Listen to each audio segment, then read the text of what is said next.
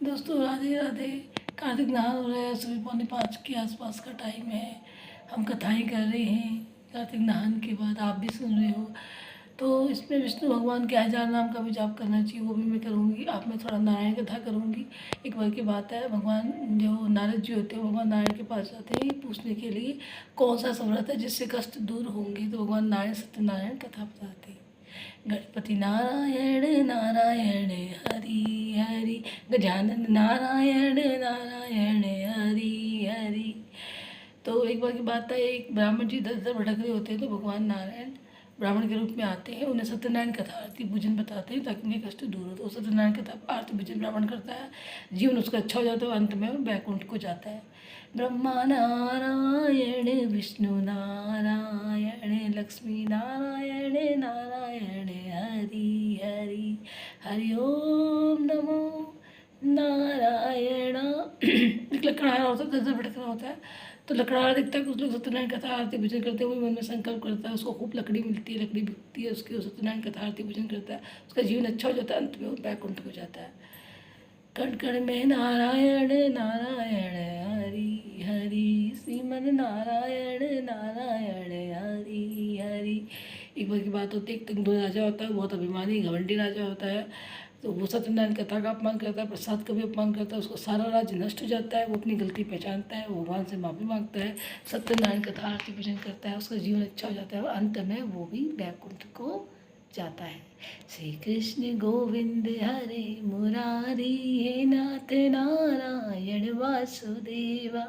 एक बार की बात होती है, एक वैश्य होता है, तो वो सत्यनारायण का वो जो है उनका मुक्त नगरी गया होता है, वहाँ का राजा सत्यनारायण कथा आरती पूजन करवाता है, विष्णु भक्त होता है।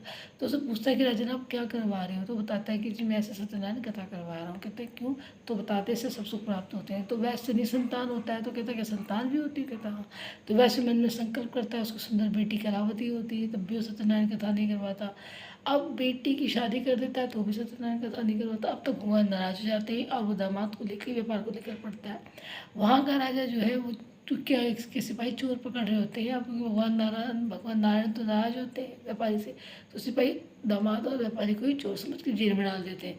अब यहाँ व्यापारी को अपनी गलती समझ आ जाती है, वो भगवान से माफ़ी मांगता है। तो सपने में राजा को दर्शन देते हैं भगवान, और राजा उन्हें छोड़ देते हैं खूब धन देके। अब वो धन लेके नाव में बैठे भगवान डंडी के रूप में खड़े, भगवान कहते तेरी नाव में क्या है।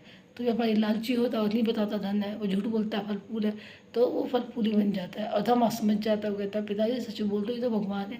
तो वो माफ़ी मांगता है डंडी से व्यापारी, तो सब धन वापस आ जाता है। जब वो घर पहुंचती है तो बेटी कलावती जो है वो सत्यनारायण कथा आरती पूजन कर रही होती है, प्रसाद ग्रहण करने वाली होती है। उसे पता चलता है मेरे पति आ रहे हैं, तो प्रसाद छोड़ के पति के दर्शन को चली जाती है। और प्रसाद के अपमान से पति की मृत्यु हो जाती है। आकाशवाणी होती है प्रसाद ग्रहण करें तभी आप पति जीवित हो गया। वो प्रसाद ग्रहण करती है, उसके पति जीवित हो जाते हैं और पूरा वैसे परिवार अच्छे से सत्यनारायण कथा आरती पूजन करता है, सुख में जीवन जीता, अंत में बैकुंठ हो जाता है। ये थी 5 सत्यनारायण कथाएं। गोविंदे बोलो हरि गोपाल बोलो, राधा रमण हरि गोविंद बोलो। गोविंद मेरो है गोपाल मेरो है, श्री बाके बिहारी नंद लाल।